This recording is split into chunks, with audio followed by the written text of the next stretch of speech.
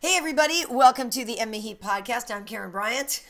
What's up, guys? This is Alan Jouban here. Oh, you got mimosas. I got a Saints cup. Oh, I thought we were showing off things. Wait, did you guys win yesterday? Maybe so, Karyn. Patriots did. Tom Brady, I'm pretty sure, broke some new records. He's Damn like it. the winningest quarterback of all time, the winningest in postseason. I had to make sure that I shared this graphic on my father-in-law's Facebook page because he's a big Broncos fan. I was like, I'm just going to leave this right here.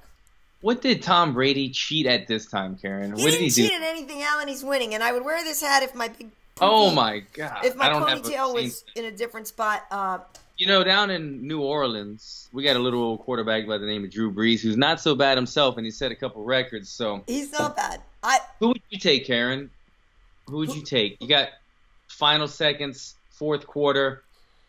I like Tom Brady in Fourth the and pinch. goal. This is the thing. Tom Brady is a clutch player. Like, that's the whole point. Even yesterday in the game, the dude was like, well, if you only have 2 minutes and you need 40 points, Tom Brady's your man.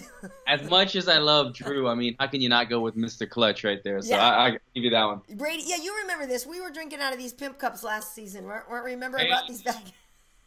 Hey, damn. Man, did you have that on standby? I did. Well, apparently, Wade is my prop man today. He's I thought I was running going to around. sneak in the Saints Cup. You guys have like a whole swag apparel line. Alan, remember when I showed you that 10-carat diamond ring? Go fetch that. No. Jeez. So listen, it is National Bosses Day, which is why, not really why, we're having mimosas. I'm making National stuff Bosses Day? up. Here's the thing. It is actually National Bosses Day, and Wade and I, being the only two bosses here at MMA Heat, figured we would let the employees run crazy, and we're the only two employees at MMA Heat. You know that, Alan. But also, Yeah. our daughter went on a school trip for the week. So we were like, Oh, it's Parents' Night Out. Well, it's Parents' let's Day out. I'll make sure that you stay on track today. Wade, if the camera starts like veering off to the Totally. right, going out of focus, I know what you're up to. Totally. If all you get are ring girl pictures being fed into the middle of the show. That'd be good stuff. But yeah, okay, so we know there was a glory fight this weekend and stuff like that, but Yeah. there's no UFC, no Bellator this weekend. So, and I know you've been training, which is why we're not in the same building today. But we do have some things we want to touch on. We want to touch on the UFC Gdansk show, obviously with Donald Cerrone and Darren Till. Also talking about maybe the RDA Lawler fight that's coming up, Verdum jumping in. Also, you've been training with Mr. Bisping, our good friend. So I want to get some insight on that, on his preparation for George. And then also, Kenny Johnson. Now, maybe you should explain, Alan, who Kenny Johnson is and why we're including him in the show. We're gonna give Kenny Johnson, folks. You are tuning in to a good podcast because we're gonna have Kenny Johnson's debut right here on MMA Heat. He's been, Kenny Johnson is my wrestling coach. Obviously, he's the head coach at Black House. If you've ever been around him, he's kind of like a little. I don't want to say angry. He's a nice guy, but he's got a lot. He's got some opinions, I might say. He He's does. opinionated, and sometimes he'll express those after class. And so we were kind of thinking, we always hear him going off on these tantrums after class, bitching about guys complaining about cutting weight, guys talking about steroids, guys wanting Conor McGregor money. He's got all these things that after being a wrestler for the last 35 years of his, however long, he's been wrestling his entire life. He's like 45 and still wrestling. He's been doing it his whole life. He's heard a little bit of everything, and he wants to express some of that. So we're going to give him a little shot today. We're going to get you guys' thoughts on what you think about it. What are we calling this again, Karyn? I think we're calling it Keeping It Real with Kenny. Keeping it real with Kenny. That's kind of his motto. I like it. Keeping it real with Kenny. So look for that in the later rounds today. Absolutely. And the thing about it is, too, is it reminds me of Eastbound and Down. I don't know if you guys ever watched that show, but I love me some Danny McBride. And Eastbound and Down, he's down, Kenny's cutting in. And it's kind of like it's kind of like that. But you're right. Kenny's a great coach and has seen a lot of things. So I do appreciate his perspective on things. Mm-hmm. But let's jump right in this, Alan. Your weight class, $170. Donald Cerrone is in there right now. He's going to be main eventing the UFC Gdansk show. Apparently, you're supposed to not really pronounce the G and say Gdansk. Supposedly, you're just supposed to say Dansk. I'm trying to figure it out as we're talking right now. I don't know how to pronounce it, so whatever you do, I'm going to follow. Yeah, I think it's just Dansk, but I like saying Gdansk, so I might say that. Anyway, he's taking on Darren Till, and I know that a lot of people are kind of like, who's Darren Till? What's this guy doing? Well, he's undefeated. He is an English fighter who spent a lot of time in Brazil. I believe we actually talked about him a lot on a Fight Pass. It either aired last week or is going to air this week. But the guy's legit. He's a big dude. He's ready for the real deal, you know. And maybe some of the people that he's beaten have not been huge names. The last time he fought was at the beginning of September. He was on the Rotterdam card. He's coming off a victory there. The guy's undefeated and dangerous. And Cowboy right now actually has 2 losses in a row. He's got a little bit of, I mean, granted, he's fighting Jorge Masvidal and Robbie Lawler. But I'm curious where you think Donald's head is right now, Alan, because, you know, Cowboy's a guy we know that seems like when things are going well for him, he flows well. So I want to see what your thoughts are on him sort of pulling himself out of this hole right now. Yeah, it's a little of a tricky situation because I don't know that much on Darren Till either, to be honest. I think a lot of the broad the broad range of MMA fans don't know him that well. I don't think a lot of people know, he hasn't had a tremendous number of fights in the UFC, and he hasn't ever been really a big headliner or fought those big names. So he's kind of a guy that maybe only the hardcore fans know. Right. If you've watched him fight, I've seen him fight before. I don't know a tremendous amount about him, but I know watching him fight, I'm thinking, this guy's good, man. He's a young, kind of that young, hungry lion. He's an up-and-comer, getting better all the time, pretty strong everywhere. Like you said, he's kind of a big guy.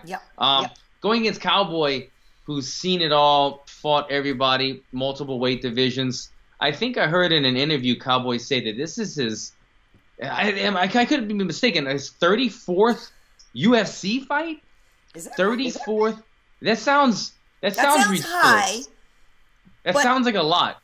But if he's fighting, you know, 7 fights a year, 7 times 5. I mean, he does have an incredible amount. Let me get my research assistant on it, even though it's National Bosses a Day.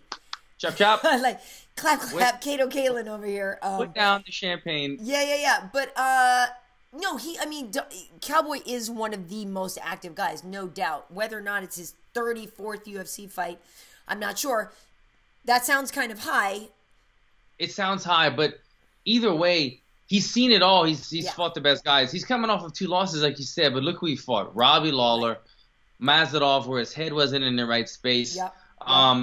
Cowboy has always struck me as a guy, Karyn, that where is his headspace at? Where is his headspace at? I mean, fighting is obviously a very mental game, and anybody could have an off night, especially if you go in there and mentally something's wrong or you have problems at home, whatever it could be. We always know that. But Cowboy's a guy that just has so much potential. He could beat everybody in his division, and then he'll lose a very overwhelming performance to somebody that maybe he should have beat. So I don't think Cowboy's intimidated at all. It's another young lion. It's another fight to Cowboy. I think the more dangerous thing in this equation is the young, hungry lion finally getting his big opportunity in Darren Till.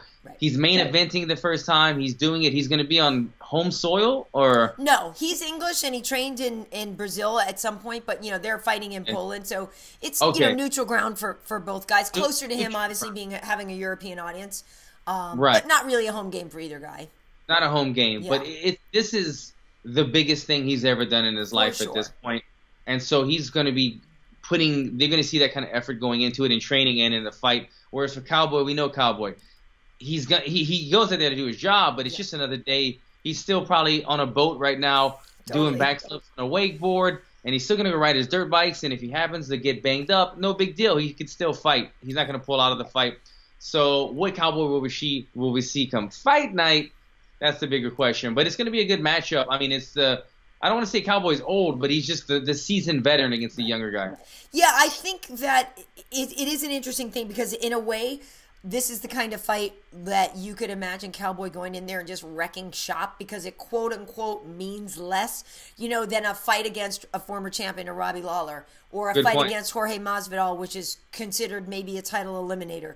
I feel like sometimes when people have fights that are less important, and I don't mean less important because obviously every fight is important, but it's not for a title or it's not a title eliminator. These are the ones you can just go out, kick ass, take some names, collect your check, and go home, you know. So these are the kind of fights that sometimes I think Cowboy is more dangerous in, you know, because I do think that there are times when the pressure does get to him, whether or not he's admitting it. I think there have been times that the pressure has gotten to him, which is why he started doing the whole pre-visualization and showing up to the octagon earlier and doing his walkthroughs, because I feel like that's been a thing for him.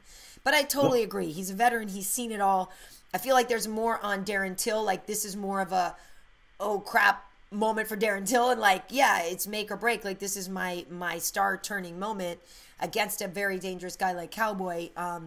So I think it should be really entertaining. And if I remember my part of my script a little bit from UFC Now, I feel like the thing with Darren Till was like, he literally was in the right place talking to Mick Maynard and Sean Shelby, and they needed somebody, and he was there or something, and like, it was a timing thing as to why he got this fight. It's a great fight for him. Yeah, I like the kid's confidence. I mean, he talked his way into that fight. The UFC, the fan base, and also the matchmakers, they want to see somebody who believes in themselves. Exactly. And this kid strongly believes in himself. He's got an enormous amount of confidence. I saw him saying on one of these highlights that he's the best welterweight in the UFC. Then he corrected himself. He said, "I'm the best fighter in the UFC, and I get better every single day." Has he seen Mighty Mouse? He might have a long way to go, but it's just showing that kind of confidence. If I'm your boss and you show me that confidence, I'm saying, look, this is the guy I could put on a big show. Totally. Give him an opportunity to step up and make a name for himself. You know what I mean? So he's got that confidence. And one thing I really like is that he's holding his own ground, Karyn. Like, Cowboy said, I don't even know who Darren Till is. And Darren Till could have just let that fall by the wayside, but he got pissed. He did not take kindly to Cowboy's remarks.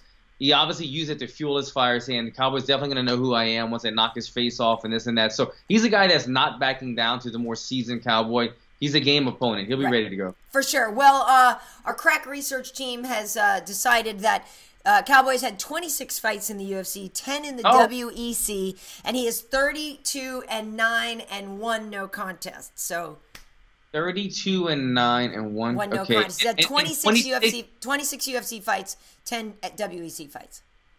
26. That's still a lot.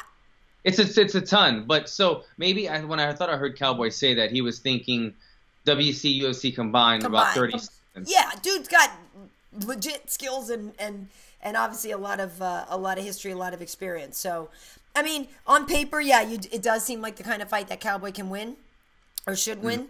This seems like the kind that are made just for him to tee off on somebody and show up. But like you said, Darren Till is like, pretty sure I'm going to turn this into my show. So obviously, it could go either way. Yeah. We don't know. But to agree with you, this could be one of those fights that you remember when it was Cowboy versus Cowboy, the Brazilian Cowboy, Oliveira. Nobody had really known of him too much. He was still a smaller name. He was coming up. All of a sudden, it was Cowboy versus Cowboy. I think they were the main event. Yeah, I remember that show. And he gets to fight Cowboy. And then Cowboy kind of showed him, look, you're not ready yet. You're not ready yet. Cowboy put him away early in the first round, I think, with a triangle choke. And from then, though, the Brazilian Cowboy seemed to elevate his game. Now he's the top guy in the welterweight division. So either way, if Darren Till doesn't come out ahead, I think this would be a great growing experience for him. For sure. And also on a side note, I have I'm trying to connect with Artem tomorrow. Artem is fighting Andre Touchy-Feely on that card. So we've been, it's tricky because Gdansk has a 9-hour time difference from here. So I'm trying to get that set and talk to Artem too, because he's a good dude. You know, that fight with Cub that he had, I think a lot of people thought he did a lot better than they expected. Yes. Artem's always got a lot to say, so I'm going to try to hook up with him tomorrow. I'm excited to see Kovacevic fight on that card as well. But the 9-hour time difference, Alan, brings me up to brings another friend of ours up, which is Gegard Mousasi. He's making his debut in Bellator this Friday night, October 20th. He's fighting Alexander Shlemenko. And I spoke to Gegard the other day, and we have that interview up right now. You can find it on, our Karyn Bryant YouTube channel or on MMAHeat.com, MMA Heat, Facebook or whatever. But Gegard is a guy who, obviously a great middleweight who was climbing up the ranks. I think when he left the UFC, he was ranked either 4, 5, or 6 or whatever, right in there. Yeah. They didn't come to a contract agreement, unfortunately.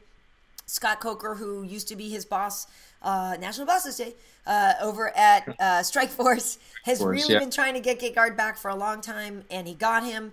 So Gegard has a fight this Friday against Alexander Shlemenko. So I have this great interview with him. But I'm curious what your thoughts are on this, because, I've known him a really long time. He's been a friend of ours since the Strikeforce days. We've known him for, more than 10 years or whatever, and just always known he's been so great. And such a talented fighter that I gotta be honest, like, I was pretty bummed the UFC didn't re-sign him. I'm happy that he's over in Bellator and he's making money that, you know, he should get. But I do still feel like it's a loss for the UFC. A real great feather in the cap for Bellator to have him. It is a loss. I mean, you said it. He was one of those guys that was, even though he was maybe 4, 5, 6 in that division, either one of those guys could have been fighting for the title at any moment. So he was that guy. I feel like he went to Bellator. It was a loss to the UFC, but he's got a moment here in the at Bellator to go. I don't want to say clean out the division, but I see him as a future champ. Totally. I see him. You're like, okay, clean out the division.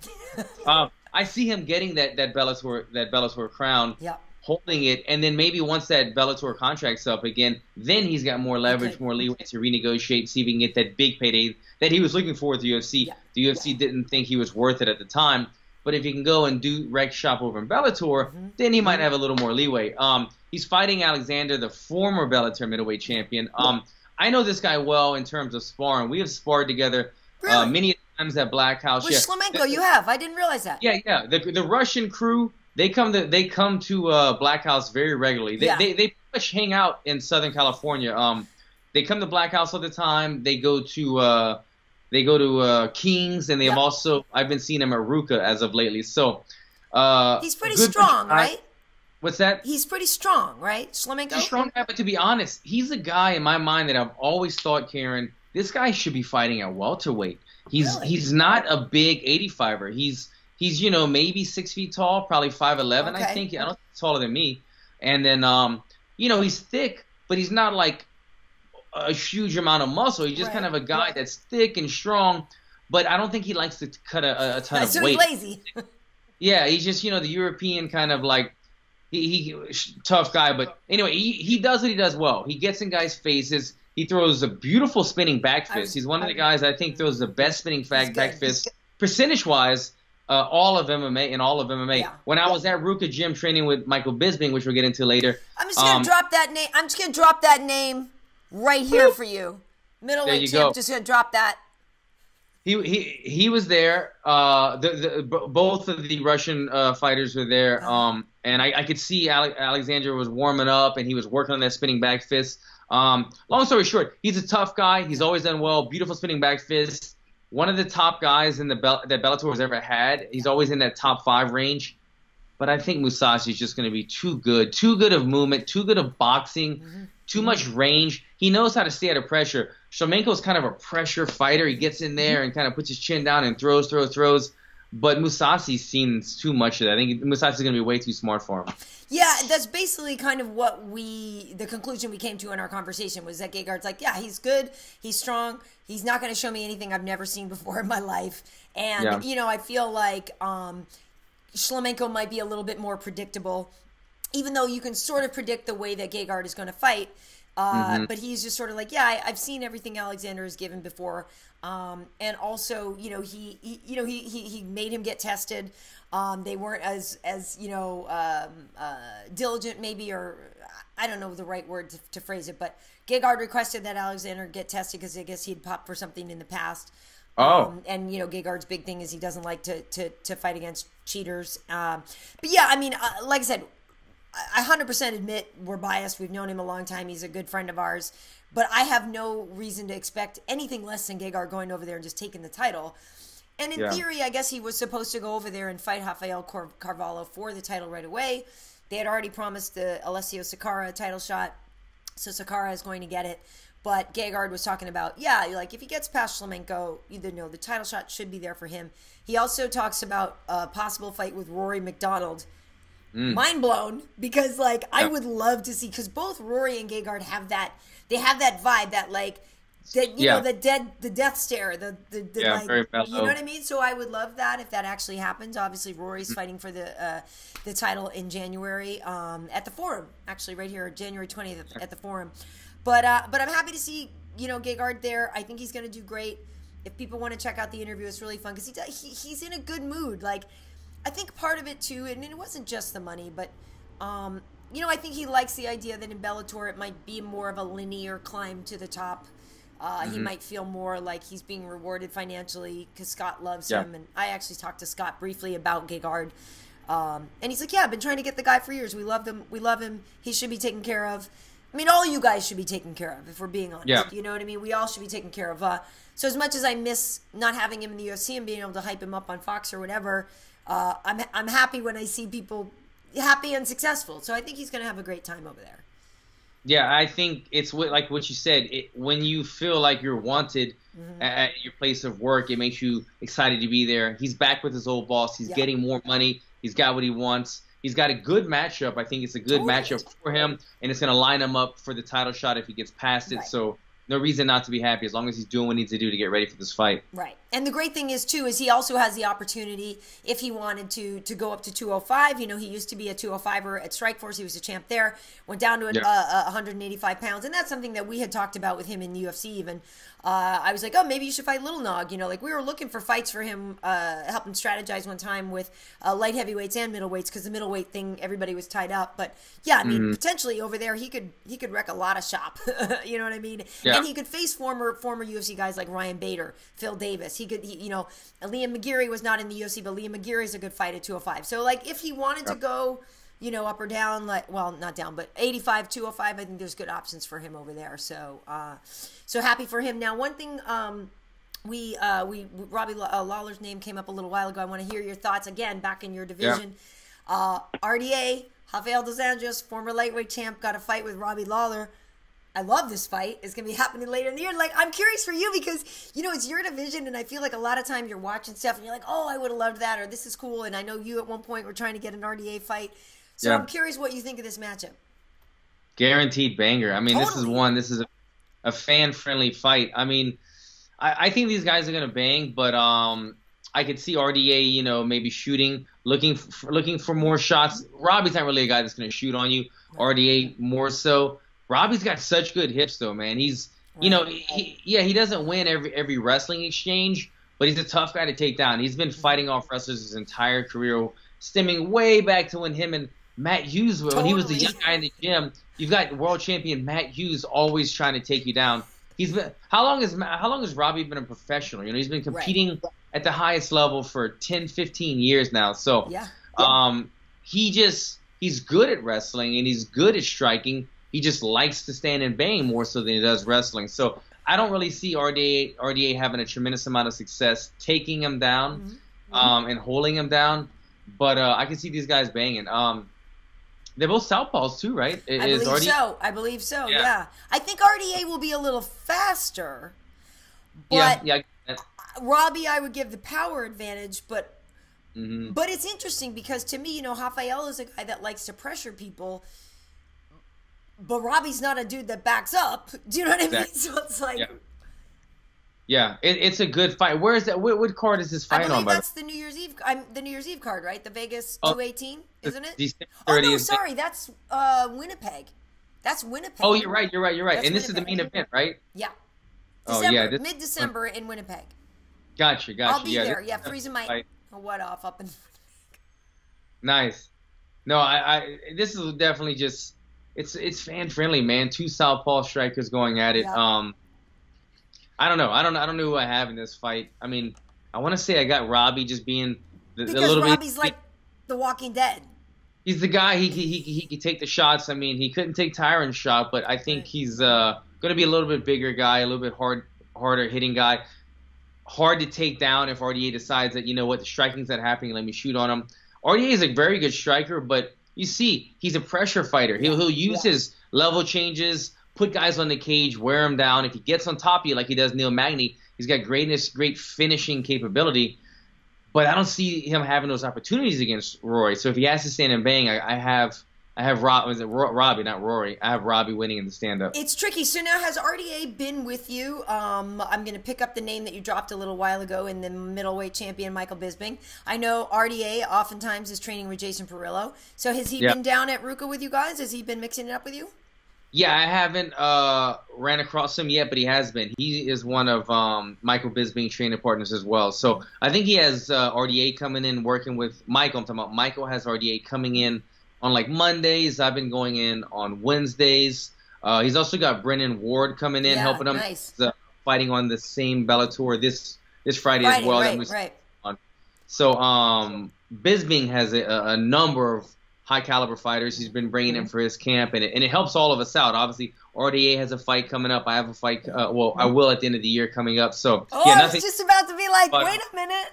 Yeah. We're working on it. We're in the process of trying to get on one of those right now. So it's helping us all out right now. Yeah. So what is the vibe like? You know, it's funny because I gotta be honest. Bisping is a person that I get asked about a lot. You know, because we work together a lot.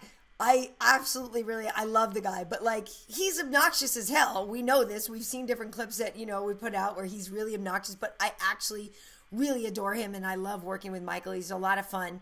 And I feel like as a champion, sometimes he gets a decent amount of grief. But when you really look at his resume, when you really look at not only how long has he been in the organization and winning the Ultimate Fighter and becoming a champion in 10 years and all the records he set, highest, you know, significant strikes landed, all this stuff. The dude is a workhorse. And I think it's because maybe he's got a big mouth that maybe sometimes people don't appreciate what he's actually really accomplished. But you now are firsthand working with him as he gets ready for the fight with George.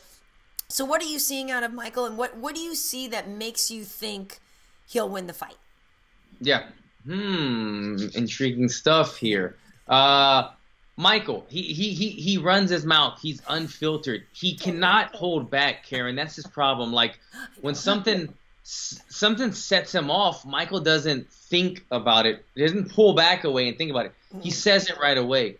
And then, like, when we worked on the Fox show together, we were going at it, jabbing it. You know, we're all jabbing at each other. And in between commercial breaks, for you our followers listening, in between commercial breaks, Michael's like apologizing every commercial. Apologize.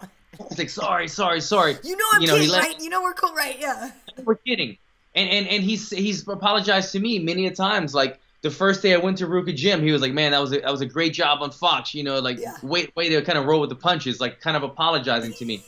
And he's very much like that. We went in and sparred the other day, and we were doing small gloves, the small MMA type sparring gloves rather than big gloves. Yeah. And right away, he's kind of like, you know, I'm not going to be an asshole. Don't worry, I'm not going to be an asshole and try to take your head off. You know, so Michael, as Karyn is saying, he's actually got a good heart. Yeah. He's just so unfiltered, and he speaks his mind. And I think the thing is, he doesn't really care what people think. So he'll just throw it out there. As far as training, Michael trains a very old school way. Michael trains a very, I say old school in terms of boxing. Michael is still training sparring 3 days a week, 3 5-minute rounds of sparring 3 days a week. So there's pros and cons, obviously. Yeah. The cons, you're getting banged up, man. You're taking a lot of shots, you're getting banged up. You have to stay healthy with those, and you have to have sparring partners that you could trust. If you bring in new guys in there, and these guys are trying to make their name off of you in sparring, it could be a bad thing. That hasn't happened to Michael. He's brought in people that he obviously is familiar with or comfortable with. Right. The pros to it, though, I mean, it's plain and simple. Nothing prepares you for fighting like fighting. If you're fighting every day, you're going to be a tremendous fighter. It's just tough to get get beat up. And I see it when Michael comes in and he's warming up. He's stretching. He's like, He's banged up, and it's because he's sparring so much. Yeah. So I'm hoping that he's a smart fighter. He's done this before. This is not news to him. But I'm hoping that he starts to taper it down as he gets closer. Right. He's got in a tremendous amount of rounds already with multiple types of strikers. He's brought in high-level wrestlers to only shoot on him all the time. He's brought in strikers like me and RDA and Brandon Ward and numerous guys to kind of mimic GSP. Yeah. He will be very prepared come fight night. I just want to make sure that he goes in there healthy. So, yeah, for you, because you are a southpaw as well and George is not, is it that you feel like he brought you in? Because I thought it was so cute when we were all working together. It's like, oh, hey, Alan, are you in? You know, could you come down? And I think that's what it is that Michael, this is what I hear from not only Michael, but I hear it from you and other people, and you just mentioned it, the trust element. Of knowing that somebody's not going to come in and try to put the hurt on you, and they're gonna respect. When I say we're going light, we're really going light. Yeah. But yeah, because you are a southpaw, is it just that he wanted, because you are a Muay Thai guy, an 8-point striker, he just wanted somebody that was going to be busy in there for him and like make sure that he was focused at all times? Because I wouldn't necessarily say that you fight the way that George fights. Do you know what I mean? Absolutely. So I've been kind of mimicking George. Okay. I've been training only orthodox. Jab, jab, shoot. Jab, jab, shoot. Exactly. I've only been laying on top of him. No, I've been just, I've been doing a lot of GSP. I've been sparring with him, orthodox, throwing a lot of long jabs out there. George likes to throw front, lead hand and backhand Supermans. Yep. Yes, and right. he's got some tricky kicks. So me being kind of a high percentage kicker, been throwing a lot of kicks and jabs and kind of mimicking somewhat GSP-ish footwork and stuff, where they have other guys that are brought in just to go hard into wrestling.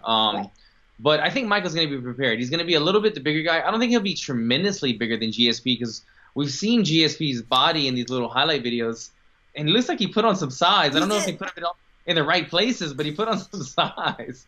In the midsection, he looks a little thick. The midsection, it's like he's been doing like oblique curls the whole time. I don't know. He's a little bit wide. Is it just me, or you see that as well? He's a little wider than I remember. There was that one promo like we were watching in the white room with all the white. Yes, it's like he looks a little thicker, but I don't know when they shot that. He might have been out of shape at the time. That's a good point. And George out of shape is still like everybody's dream dad bod. Like, it's not like George is out of shape. You know what I mean? Like, every dad out there right now is like, I wish I looked as bad as George St-Pierre. Yeah, they're like, you don't like that? But I think Michael's going to be bigger, and Michael is surprisingly, like, fast, and I'm sure you've noticed this too. Yeah, he never slows down. His cardio is always on point. Doesn't slow down. I think I heard him say as well that he's got a tremendously low resting heart rate. He does. Which I know mine, when I'm in fight shape, it's like 41, 42, which is really low. And if Michael if he's lower than that, then then they're checking his pulse to see if he's still alive. But he's got good cardio. He's going 5-minute rounds with fresh guys every single day. And I mean fresh guys, I'm saying a new guy every single round. Well, he's doing the grunt of it. And then after that, he's going in there and doing jiu-jitsu after. Michael has made he's a grinder. He's a hard worker. But a lot of his success comes from keeping that pace up the entire time. George is used to fighting 5-minute rounds, but he fights at his own pace, because when he's tired, he'll take you down, he'll lay on you. If he takes you down and Michael is able to scramble back up to his feet and make George fight that pace, George is going to have a tough night. Absolutely. Well, one thing that is interesting about their build-up, if you saw Michael on Conan O'Brien, he was talking a lot of smack about George. They had a press conference again the other day, and Michael talks a lot of crap about George. George really doesn't necessarily give it back. But Michael is the hype man in this situation, and if Michael doesn't have somebody that's going to play along with him, sometimes he has to take the lead on his own. So he's been given a lot of grief. And so your boy Kenny Johnson, as we mentioned at the top of the show, Kenny kind of has some thoughts, right, on how you guys build up fights sometimes. Yeah, and I don't think these are directed at Bisping in any way, because like you said, Bisping, I think, has to play the leader role in this one, because GSP is not going to go out there and be disrespectful. And although he's gained fans from being the very respectful guy, let's be honest, at this day and age in the fight game, GSP is a little boring. He's a little bit more old school. You have to do something. You have to give some type of just a reason for us to want to watch you fight, other than you being the martial artist that you are. So like, he's not giving it. So I think Michael has to take the lead and being consistent. But Kenny has some strong thoughts on people that talk a little bit too much trash, and I guess we're going to be showing that pretty soon. Yeah, let's take a listen. This is Keeping It Real with Kenny Johnson. Hey, what's up, everybody? MMA Heat, this is Kenny Johnson. We're going to keep it real with Kenny. The topic I want to talk about today is when people try to sell their fight, and they talk so much trash, and they talk shit about their opponent, and the lengths they'll go to say how tough they are, how much they have a beef, and how much they hate somebody. And all of a sudden, at the end of the fight, they lose. Mostly the losers talk about how they had to, they don't really dislike the person at all. They were just selling the fight. It's a business. You know what I don't like about that? The fact is, you're a lying, fake piece of shit. That's why. You know what? Why don't you find who you are as a human being, and then how you fight, and then sell the fight with yourself? You can still trash talk. Find some way to beef with somebody. But the over-the-top beefs, and then at the end, your countdown show, all your interviews, you're talking so much shit, and you're so focused on all these things from this individual, and then magically, after you get your ass beat, you're standing in the ring, and you want to hug it out and say that you didn't have no bad blood, you were just selling the fight, and it's just a business. The business is fighting, and your fighting should speak for itself. And if you become creative, like some people that have in the business, that they talk their shit, they stack it up, and then they stick behind it. You don't see certain individuals at the end of the fight going, oh, I was just selling the fight. No, they're selling themselves. So why don't you be you instead of being a fake piece of shit and fight and quit making excuses at the end of the fight how much you love your opponent now when you spent 3 months hating them, talking all types of shit that's not even true. I'm just keeping it real. Why don't you?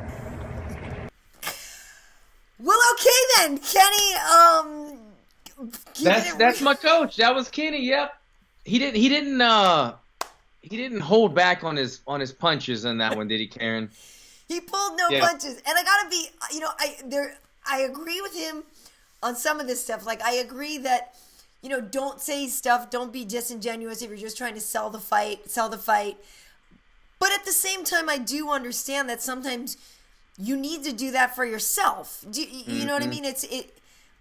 I see the usefulness of it as a mechanism to hype yourself, and I would much rather, I guess, obviously it's on a much smaller scale. I play tennis now. I used to play a lot of other sports, but I liked beating somebody I didn't like. Like, I actually, to me, that is more satisfying, going to kick somebody's ass when I really don't like them.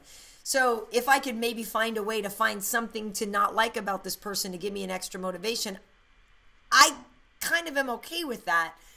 But I guess I wouldn't take it to these extremes where I was calling them names and stuff that I didn't really mean. I don't know. But you're the fighter, so what do you think? You've been hanging around fighters too much. That's what we do. We find something, and whatever jumps off the page, we're like, screw this guy. We find a reason to not like him. I think I know where Kenny's coming from on this one.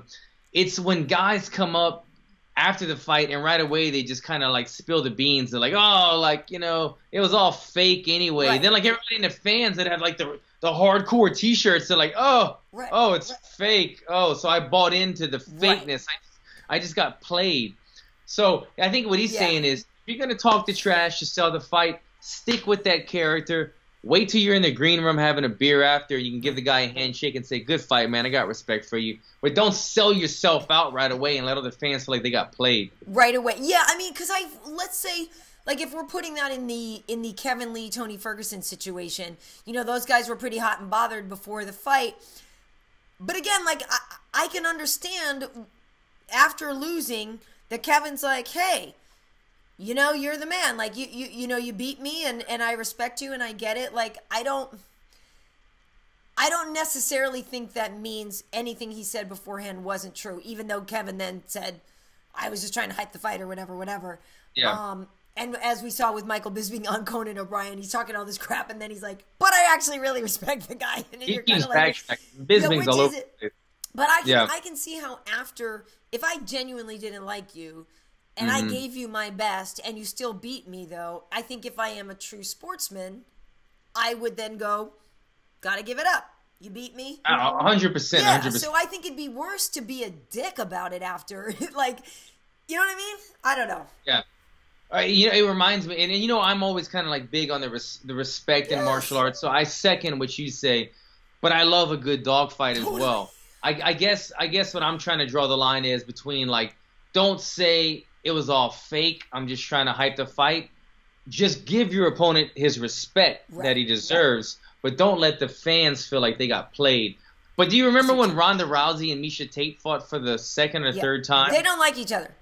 And then after the fight, Misha kind of half-assed, like, went to shake her hand, and Ronda, like, ice cold. At first, I was like, what a bitch. And then I was like, that was kind of gangster, though. I was like, I couldn't figure out which one I liked. You know what I mean? Because she stood her ground. And she was consistent. Exactly. And a lot of people want you after the fight to be like, oh, it's cool, it's cool. And Ronda's like, no, you talk crap about my family, my extended quote-unquote family, which includes Edmund and concludes. So, F to the U. Like, and I get that, Yeah.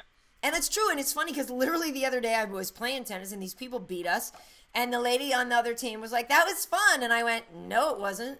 Like, I kept it real. Now, granted, I didn't know these people before I played them, and I don't get to talk smack, and I don't have a press conference. It's Saturday afternoon ladies tennis. But even still, I stayed authentic because the lady was like, that was really fun. I was like, bitch, please. I was like, that was not fun. Like, I go, no, it wasn't.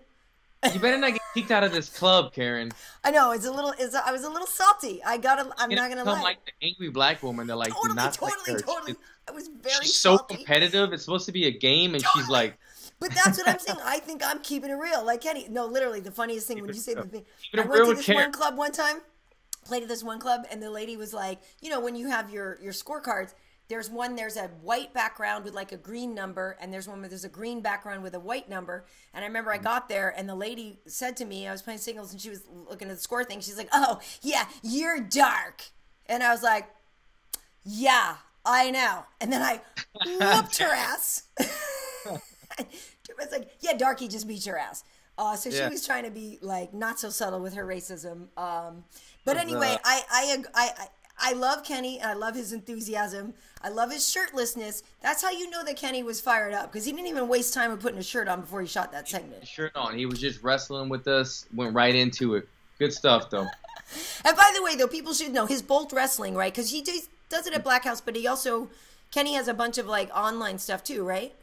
Absolutely, Bolt Wrestling. I think there's even an app. You can download the app, Bolt Wrestling. He has his school that's nearby the Black House, but he has his Black House gym that's open more for the public, and then he trains us fighters. And I was going to say to the viewers out there, if there's any topics that you have on your mind that you want to hear Kenny's thoughts on, have him discuss something that's bugging you in the UFC, something that fighters are doing before or after fights, something that's on your mind as of lately, email or tweet. Let us know. We'll get Kenny to throw his spice on it, and we'll get it on the show. Absolutely. I especially feel like it could be good when people kind of do the wrong thing. You know what I mean? The wrong wrestling move. And like when Kenny goes mental when he sees people doing the wrong thing. Big time. Which is fun. Okay, so cool. So now, Alan, you sort of hinted. Have you been talking to Mick and Sean? We're looking. I know you had mentioned you wanted to maybe fight in December. I don't know if you're talking Fresno or what, but what's the latest on you?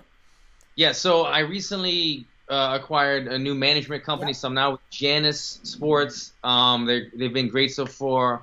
Kyle and Matthew have been working with me, so now they are in talks with the UFC for me.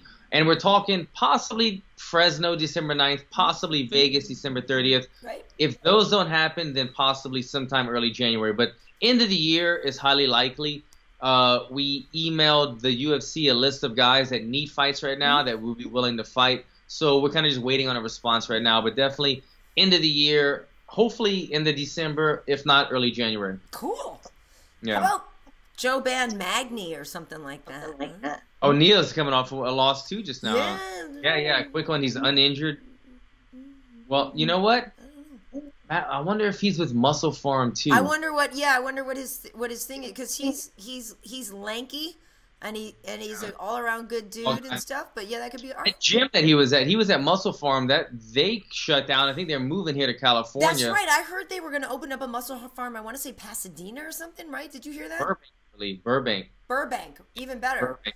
So I don't know where those guys have been training. If Neil just was finding other gyms in Colorado in the meantime, or if he's moving with them, I'm not quite sure what's going on. Got to figure that out. And we know it's Matt Brown's, got his last fight upcoming.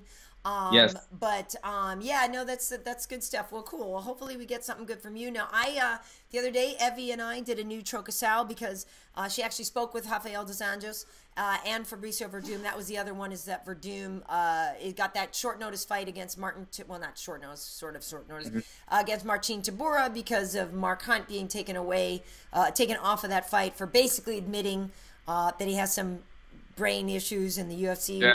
I guess, trying to play it cautious, and we know that they have some water under the bridge as well, Mark, in the UFC. But she spoke to Verdum, she spoke to Rafael, and so we did a new Trocasal the other day, and so we got that great insight. And also, just she was talking about, I know we're in a week removed from it, but just the climate when she was working for UFC 216, being in Vegas. Evie lives there now, and everything after the shooting, and so it was really interesting. She was talking about just sort of the perspective of the fighters coming into fight week and all that. So if you do speak Portuguese, it's worth checking out. Evie's super cool. Cool. So like I said, I have no kid this week, but I do still have to work some days. So Wednesday we have UFC tonight and Tough Talk coming back at you. And other than that, you can find me on YouTube at Karyn Bryant, Twitter Karyn Bryant, Instagram KB Heat. We also have MMA Heat on all those platforms, so you should look for those as well. What about you? I'll be training. You guys know to find me on Instagram, on any social media at Alan Jouban, but I'll be in the gym preparing for this next one. Cool. Don't drink any more of Cage's pee. Yeah. Oh my God, that was so close. The fumes on it. Not only was it pee, and I almost drank my son peed in a water bottle, guys. If you don't know what we're talking about, but it was sitting in the hot sun in a hot car for like a week or a couple days, and it was. Oh, it would have been so bad. My God. Could you imagine if you had actually done, like, you would have. And I was already cotton mouth. I was already, like, I'd already been training and hadn't had water yet. So I was about to just guzzle it. And I would have been, then I would have had to drive home all the way from Costa Mesa, like, with that, oh, it could have been horrible. Oh, my God. That's so nasty. Awful, awful, awful. All right. Well, cool. Well, Alan, thank you for taking the time today. And I know you got some stuff to get going to, so I appreciate it. But yeah, we'll be back at it. We'll be back at it next week after Bellator 185 and UFC Gdansk. Gdansk. I can't even. I gotta go look at it. Thanks, Alan. Sure. See you later. Peace. Take care. And a side piece to that first part, when you have fans that get behind you, when you start talking shit and start building your fight, they're behind you. They're fighting for you in bars, at family get-togethers, at work, at the water cooler. They're saying what you're saying. They're behind you. And they're doing that, and it's not their business. They're actually a fan of you. And when you fight, and then you say, oh, it was just business, I'm just kidding, this is my friend. All of a sudden, you got your diehard fans that just fought for you, probably alienating themselves, taking a stance because they follow you so much. So be true to yourself and be true to your fans. It is a business, but it's not a businessman. Be a businessman. Please, just like Jay-Z said. But don't alienate all the people that are behind you, and all of a sudden in one fell swoop because you lost, you all of a sudden want to be friends again. You don't have to. Just be yourself. Be true to yourself. Keep it real, just like I'm keeping it real with you.